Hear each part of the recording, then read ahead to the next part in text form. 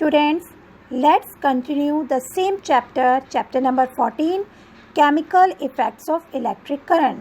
तो आज का टॉपिक जो है वो हमारा chemical effects of electric current के बारे में है. केमिकल इफ़ेक्ट्स ऑफ करंट में आज हम इलेक्ट्रोड्स के बारे में बात करेंगे कि इलेक्ट्रोड्स क्या होते हैं, इलेक्ट्रोलाइसिस प्रोसेस क्या होती है और हमारे डे टू डे लाइफ में किस तरह के केमिकल इफ़ेक्ट्स देखने को मिलते हैं. Activity 14.6, take out carbon rods carefully from two discarded cells. हमने जो सेल्स होते हैं हमारे पुराने सेल्स उसमें से कार्बन रॉड्स निकाली. Clean them with metal caps with sandpaper. Wrap copper wires around the metal cap of the carbon rods and join them to a battery. आप देखो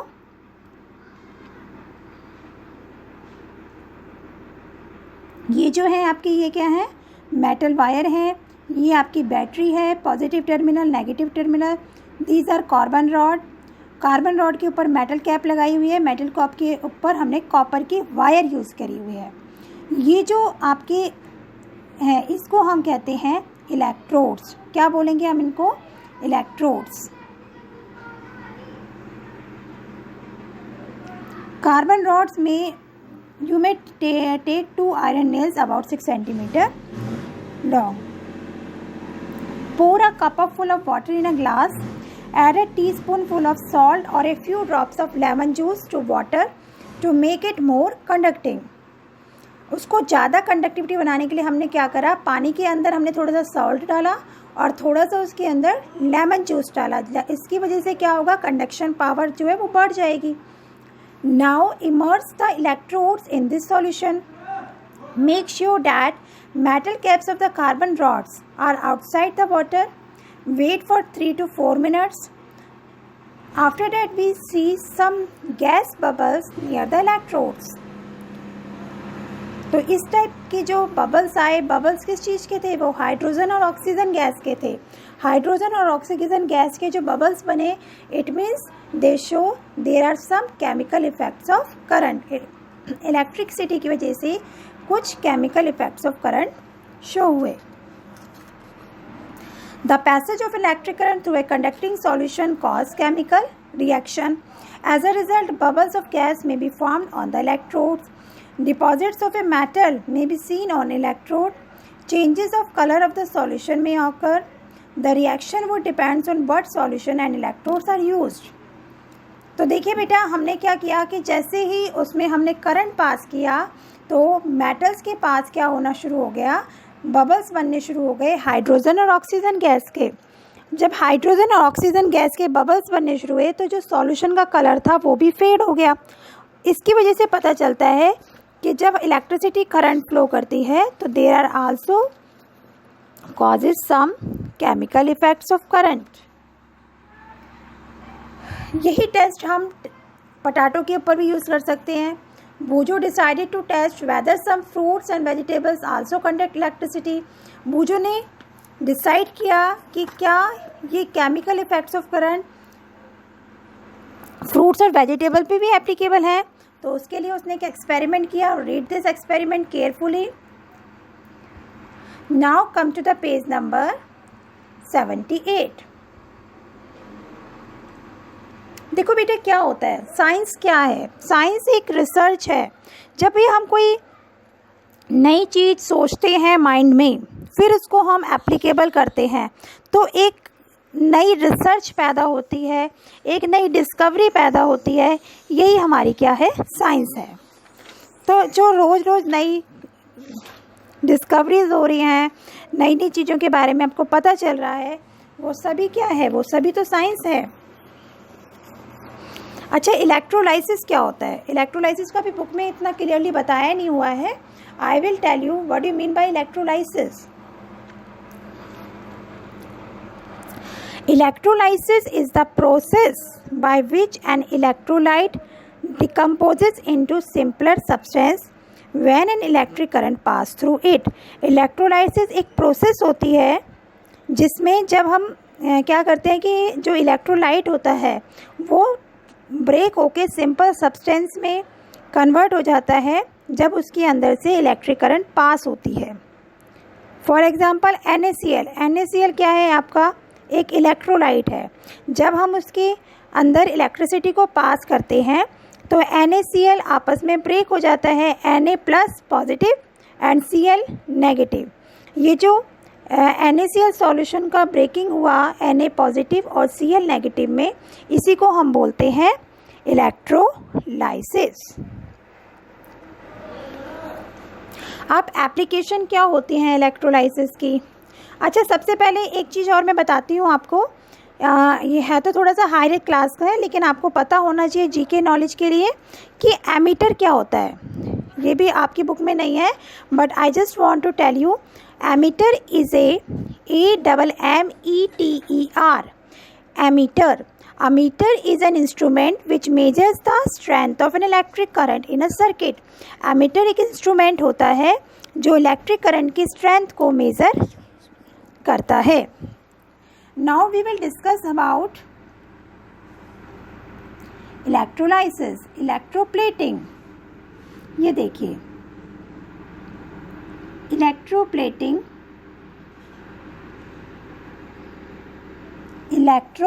क्या होता है? Electroplating is the process of coating a layer of any desired. Electroplating क्या होता है? देखिए, जैसे कई बार क्या इलेक्ट्रोप्लेटिंग के मतलब है कि ये एक ऐसी प्रोसेस है जिसमें हम एक मेटल के ऊपर एक दूसरे मेटल की लेयर को चढ़ाते हैं through the process of an electric current. Electroplating is the process of coating of a layer of any desired metal on another metal by means of a electric current. देखिए क्या होता है, जैसे हमारी बाइसिकल है या हमारी कोई भी आयरन की ऑब्जेक्ट है, आयरन के सब्सटेंस से बनी हुई कोई भी चीज़ है, तो अगर हम उसके ऊपर कोटिंग नहीं करते हैं या थोड़े दिनों बाद वो धूप में रखने से उसका कलर क्या होता है? फेड हो जाता है, उस पर जंग लगना शुरू हो जाता है। अब देखिए, जंग लगने के बाद तो वो चीज़ बेकार लगती है, तो हम उसको जंग से बचाने के लिए, उसको रस से बचाने के लिए हम क्या करते हैं? किसी दूसरे मेटल की उसके ऊपर कोटिंग कर देते हैं। फॉर एग्ज़ाम्पल, आपके जो कूलर्स होते हैं, कूलर्स के ऊपर हम सिल्वर कलर की कोटिंग करते हैं। आपने देखे होंगे जो पहले कूलर्स होते थे वो किसके बने होते थे? वो आयरन के बने होते थे, वो लोहे के बने होते थे। तो हम क्या करते थे? उसके ऊपर सिल्वर कलर की कोटिंग करते थे। सिल्वर कलर की कोटिंग करने का मतलब था कि हम उसको कोरोजन से बचा रहे हैं। तो जब हम किसी मेटल के ऊपर किसी दूसरे मेटल की कोटिंग करते हैं, उसको कवर करते हैं, this process is called electroplating. क्यों करते हैं? ताकि हम उसको कोरोजन से, ताकि हम उसको रस्ट से बचा सकें। अब देखिए, जैसे हम ये एक्सपेरिमेंट एक्टिविटी 14.7 स्टडी रीड कर लेना, और एक्टिविटी 14.7 भी आप एक बार ज़रा प्लीज़ देख लेना। सेम है, चलो मैं पढ़ देती हूँ फटाफट। We will need copper sulfate and 2 copper plates of size around 10 cm to 4 cm. Take 250 ml of distilled water in a clean and dry beaker. Dissolve 2 teaspoonfuls of copper sulfate in it.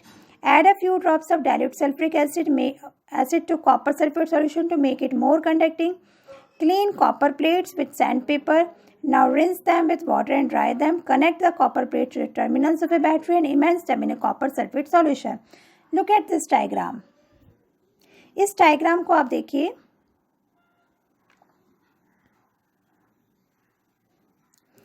A simple circuit showing electroplating. हमने यहाँ पे क्या लिया? 2 copper plate ली, ठीक है। Copper plate को पहले हमने डस्ट पेपर से अच्छे से साफ कर लिया, फिर हमने 2 कॉपर प्लेट ली। कॉपर प्लेट लेने के बाद हमने क्या करा?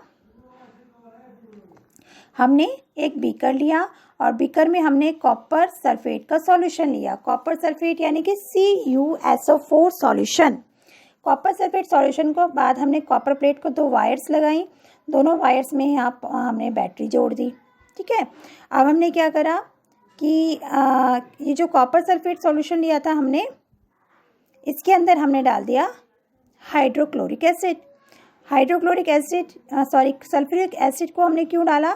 ताकि जो सॉल्यूशन है वो और ज़्यादा कंडक्टिंग हो जाए, ताकि उसमें करंट और जल्दी से पास हो। फिर हमने क्या करा, allow the current to pass for 15 minutes. Now remove the electrode from the solution and look at them carefully. Do you find any difference in any one of them?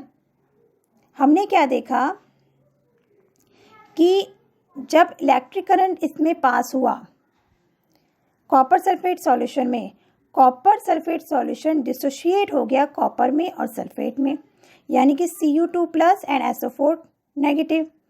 The free copper gets drawn into the electrode connected to the negative terminal of the battery and gets deposited on it.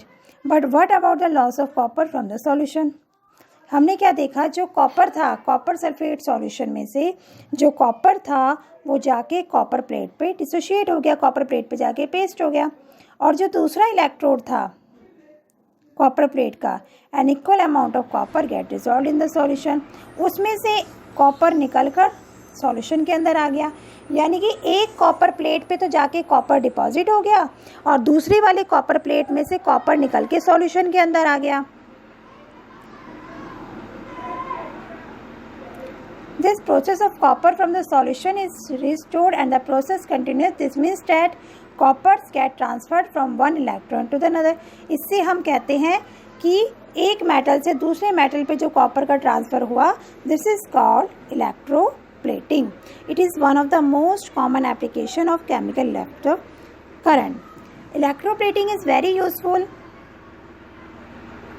Electroplating is very useful in this process. It is widely used in industry for coating metal objects within a thin layer of different metals.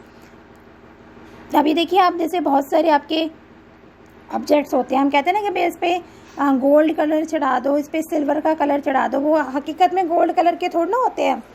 जो हमारे जो आजकल bangles होते हैं हम उस पर gold colour की प्लेटिंग कर देते हैं, या बहुत सारे ऑर्नामेंट्स में घर पर सजाने के बहुत सारी चीज़ों पे हम क्या करते हैं, कोटिंग करते हैं. तो that is electroplating.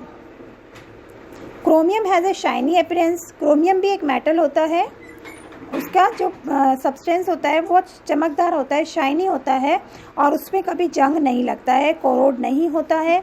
It resist scratches, और उस पर कोई स्क्रैच भी नहीं लगता. क्रोमियम भी एक मेटल होता है, बहुत शाइनी होता है, और उस पर कोई स्क्रैचेस वगैरह नहीं लगते हैं.